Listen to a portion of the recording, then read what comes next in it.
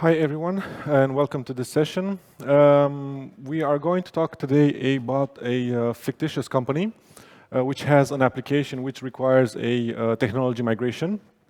We are going to have an architect's view on what's going to happen. We are going to go through a couple of the constraints regarding the technology that we want to use, discuss about the choices that we have, and then see whether we can actually steer our company towards a particular direction. So let's see what is the use case for us. The application is part of the public domain. This is a huge domain. It includes everything related to society, to measurement of society that we know. It has a bunch of subdomains, each covering a particular part. So we have a subdomain for medical, for persons, for companies, and so on. Because it's such a huge domain, the clients, which are the municipalities, usually have applications from different companies. So in a normal municipalities, you have a couple of applications from one company, a couple from another, and so on. We are employees of company A, which is the blue one. And our application is in charge of management of land, addresses, and buildings. It's been developed for the past 30 years. It's been working very nicely in production on-premise. It's still using desktop technology. And it's been working so nice that the company has a market share of about 80%. So we are leaders in the market, and we like to keep it that way.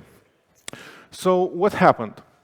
The reality is that a lot of things have happened. They didn't come overnight. They have developed across a bunch of years. And they got to a point in which the business decided that something needed to be done to be able to still keep being the leaders in the market. So let's have a look over the constraints from a technology perspective first, and then from a business perspective. Let's see our initial application. We are talking about a technology which is going obsolete, that is Oracle Forms. The size of the application is about 1,000 forms, and architecture is spaghetti, which means that we have a bunch of business and presentation logic in the same function, and this is across at least 50% of our code base. Our target situation is, in terms of technology, we would like to go for .NET and Angular. We don't want fancy technology. We don't want latest and greatest. We want some technology that would guarantee us that they still exist in the next 10 or 15 years. We don't want to do this sort of migration anytime soon. Think about it like this, like Oracle Forms has been functioning in production for 30 years, and it's great, but now a change is required. The application size that we expect is about 2,000 pages, and the architecture that we target is cloud-ready as much as possible.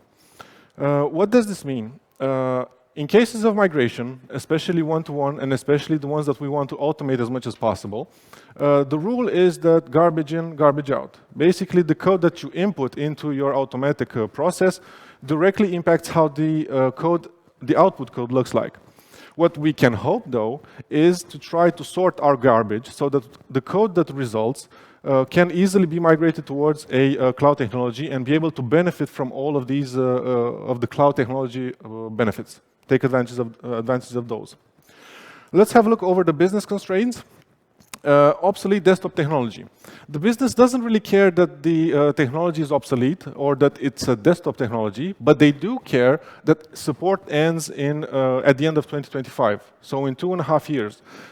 Which is a very short period of time, considering that we have an application with about 2,000 pages. This means the short time frame that we have means that the only options available that we should consider are migration one-to-one and automate as much as possible. Recently, or until recently, the clients didn't really care much about the UI. Like they are more interested in the functionality, making sure that the application keeps to the legislation that it needs to keep to. But the clients have started asking for modern UI and UX. They want responsive design. They want to use the application on multiple devices, not only behind a desk. They also want it to just work in a browser, no plugins, no VPNs, no nothing. And they can ask this because the competition offered these options automatically by default. Because this domain, the public domain, is so big, companies with right funding can immediately come in, and after 5 years of development, they can bring to the client a fresh new UI without the legacy that company A has, but also without the experience and also without the customer trust based on the 30 years of development that we have. Recently, the government has also started accepting some cloud solutions. So the data and applications that historically have been hosted on-premise have started slowly to be possible to be moved in a cloud environment, allowing the client and the providers of software to take advantage of the cloud benefits, cloud technology benefits. And one last aspect that is quite important, citizen access to data. Citizen would like to see their data, see their taxes, pay their taxes. They would like to see information about the buildings that they live in, information about land, addresses, and so on. And we definitely cannot offer this portal to the customer, to the citizen with a desktop with desktop technologies. These constraints are not, the list of constraints is not full. Like, it can go on and on, but these are the most important ones which have a direct impact on how we plan to do the technology upgrade. So let's see what kind of options we have available. First one, complete external migration. Choose an external company that does only these types of migrations. They pick up the code. A couple of months later, they give us the code. Everything works as expected. We can do a hybrid external-internal migration, which means part of the migration is done by the external company, part of it is done internally by our company. And then completely internal migration, which means that we are in charge of what we are doing. Let's pick up each of these options, discuss a bit about them, and see whether at the end we can reach some form of conclusion about which way we want to go. Complete external migration. We found an external company which offers a mature and proven toolset. They have a bunch of success stories, so it's not the first time that they are doing it. This is a big benefit. We are legally bound by contract, so they have estimated the migration to take 1.5 years, and it will cost 4 million euros. But at the end of the period of time, we receive a turnkey solution. All environments are up and running. Customers are ready to be onboarded. In terms of disadvantages, we have dependency on third-party development and libraries, and this is on the long run. Code does not conform with company standards. Imagine that this external company is using the same tools to output code for multiple companies. The outputted code does not really conform to what we would like within our company, and we will have to deal with it. We expect some difficult future maintenance. Imagine that at the end of their migration, we will just receive some code. So the team in charge of the application will receive some code, and they will have to deal with it. You have no idea what's happening there, but they'll have to maintain it in the long run. Another observation is that the migrated source code is not pretty, so there won't be a lot of enthusiasm to work and to maintain this application in the long run. And then we have exact migration one-to-one, and this is legally bound by the contract. Next one, hybrid migration. We kind of have the same advantages. We have mature toolset, mature and proven toolset. We are legally bound by contract. Again, the estimation is 1.5 years, but now the cost is split in two. Half of it goes to the external company, half of it goes internally to the team that needs to actually do the development. And we have a big advantage, and that is that the company employees are directly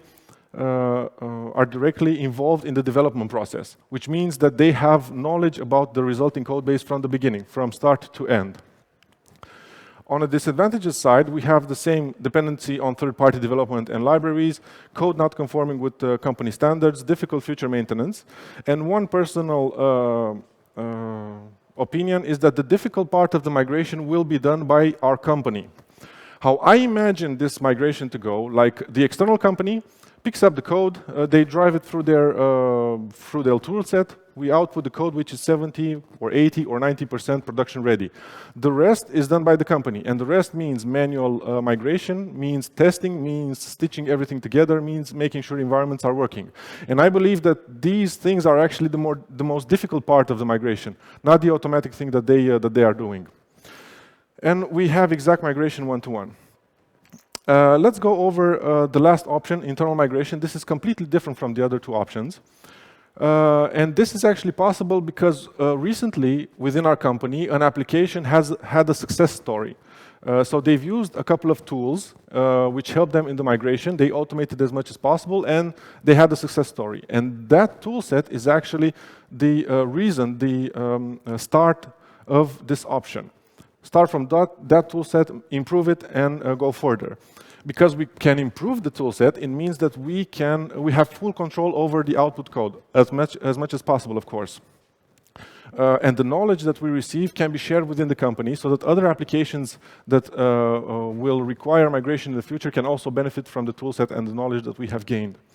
Other advantages, we have complete control over the development process, which means that we will do it iteratively, we will learn on the go, we will be able to scale the teams, we will be able to show the customers functionality as soon as we have something available.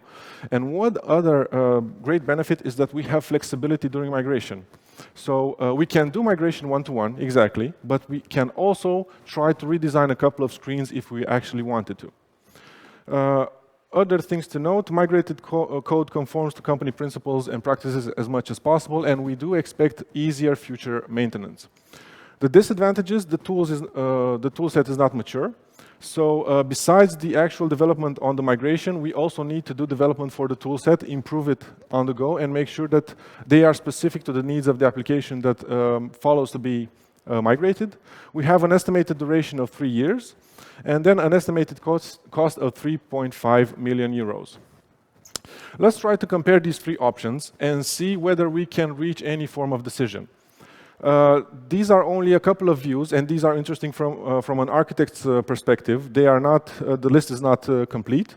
And the business has many other views besides this one. So they can also view the decision from a marketing perspective, from a customer satisfaction, branding, and many other views. This is only from an architect's perspective. In terms of duration, external and hybrid, we have 1.5 years, matches our deadline for technology support. Internally, we have 3 years, so we are 3 months shy of the deadline. This can or cannot be a problem. I think that if we do the iterative process and we show the customer what we are doing constantly, then they will accept 6 months delay to get a fully functional application. Like in 2.5 years, we'll probably have something around 80% of the application already migrated, so we should have the main functionalities already available. So this may not be a problem. In terms of cost, it's pretty much the same, so we don't have a lot of gain there.